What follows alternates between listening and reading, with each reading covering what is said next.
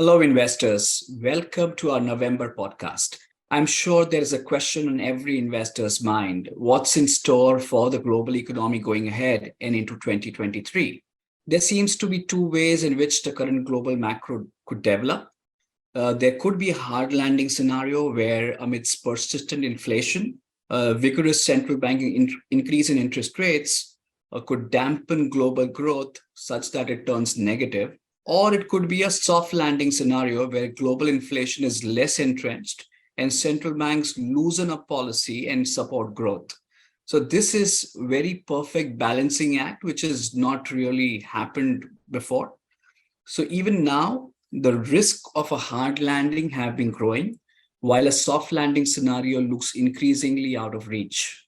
As a caution, given the expectations of recession are getting so entrenched everywhere, there are many calling if such a consensus view ever becomes a reality, but numbers suggest so.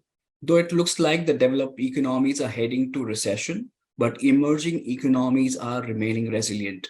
The IMF forecast world GDP growth at 2.7% in 2023, only slightly lower than what we saw or what they expect in 2022 at 3.2%, primarily because of the continued resilience of emerging markets. Let's look at how the developed markets are faring up. With US central bank emphasizing that it is premature to even consider a pause in US monetary tightening, markets are expecting them to continue to raise interest rates to 5 to 5.25% by the end of March 2023 from the current levels of 3.75 to 4% that are there today, which indicates a 1.25% increase in interest rates. Given that US consumer price inflation and the personal consumption expenditure are still high at 8.2% and 5.1%, US real policy rate is still negative. Hence, it is far from being restrictive. Thus, a prolonged period of high nominal policy rates is likely, which will send the US economy into recession probably sometime next year, as also predicted by the inversion in the US yield curve that we see today.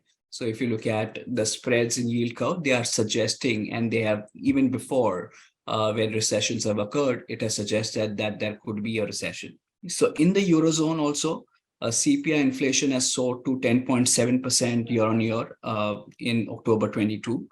ECB officials are doubling down on their inflation fighting rhetoric, even as downturn looms over the euro area's economy.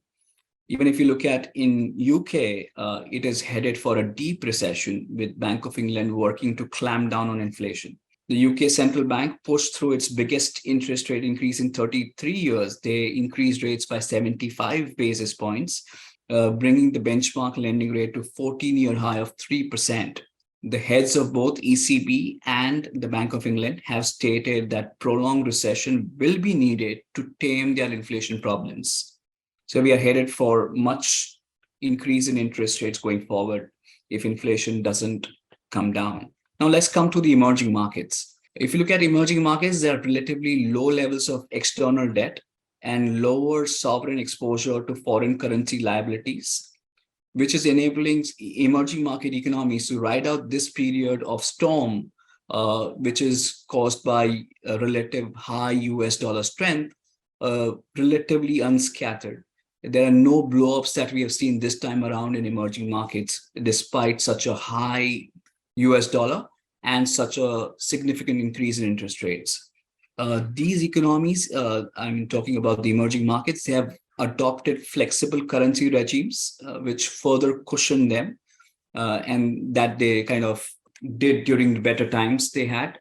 They have built up large stockpiles of foreign currency reserves. If you look at India's foreign currency reserves, they are they're significantly higher than what they were earlier, which they are using this year to dampen the pace of depreciation of their respective currencies. So most EM currencies, those of the likes of India, Brazil, Indonesia, and Vietnam, have actually outperformed the troubled developed market currencies like euro or Japanese yen or pound sterling. Emerging market economies are thus positioned to sustain domestic demand-driven growth with intra-emerging market trade helping to partly offset the developed world recession. So there is a lot of cross-border trades happening within the emerging market itself, and those are each are feeding into each other's growth. Now let's turn our attention to India.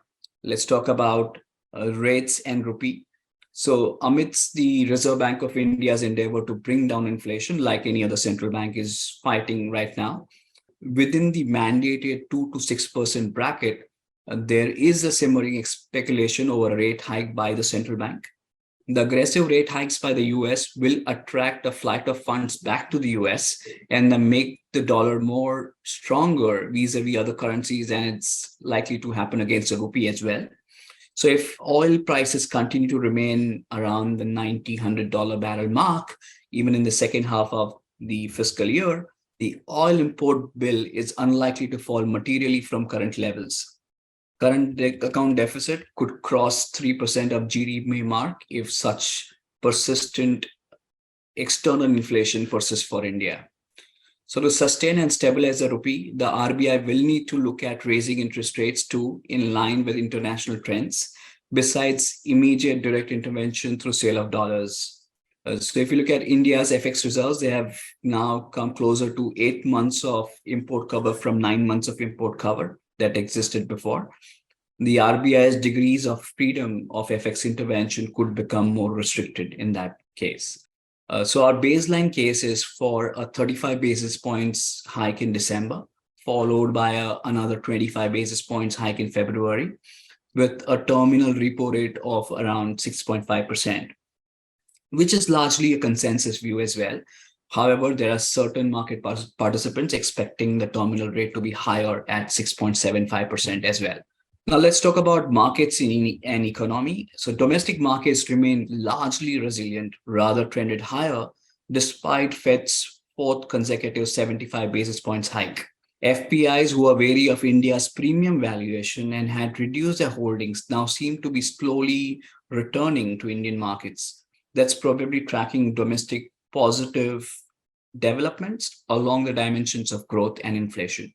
So better than expected economic data and September quarter earnings have kept the sentiment upbeat to an extent, although there has been some margin pressure continued, and there has been some impact in form of low growth visible in certain sectors. But barring that, it withstood well. So if you look at credit growth, that continues on a strong pace. Credit growth stood at a healthy level of 16.8% in September. Retail growth recorded superior at 19.6%, whereas industrial grew at 12.6%. One important thing that is helping India is higher GST collections. So if you look at GST collections, they were at 1.51 trillion in October, and they have been above the 1.4 trillion for 8 consecutive months, indicating persistence of formalization trend in economy, which is reducing the burden on India's fiscal and giving government the firepower to incur capex and support growth. Also, if you look at other indicators like PMI manufacturing and PMI services, which are kind of lead indicators of growth, stand at 55.3 and 55.1. A reading above 50 normally indicates expansion. So October also saw robustness in those indicators as well. Economic indicators in India overall continue to hold up as the festive season boosts consumption, keeping domestic demand revival on track. So we have a domestic-led economy, but importantly, remember, we are not decoupled from the global world. There is still an impact through lower external demand. If there is a recession in the developed world, our exports will suffer. And there are external risks. So there could be risk aversion due to, say, geopolitical stress, higher oil prices, higher rates in developed world, and importantly, flows. So in summary, what we are staring at is bottom up. India is very well placed in the global context, given the domestic reliance on growth, and it's looking pretty strong.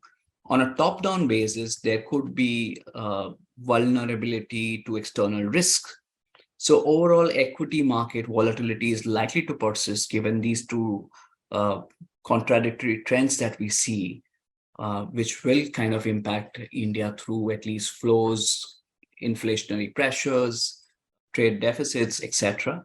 But we will suggest that investors use this volatility to build your equity exposure and gain from India's relatively resilient domestic growth story that we have.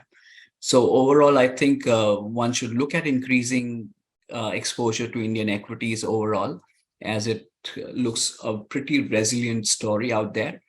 And remember that you need to asset allocate at the same time. So hope you would increase your exposure going forward as you get more opportunities down the line. And until then, we wish you happy investing, and we'll soon catch up next month. Thank you.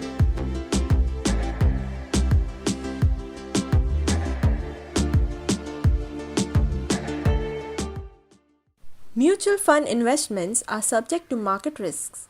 Read all scheme related documents carefully.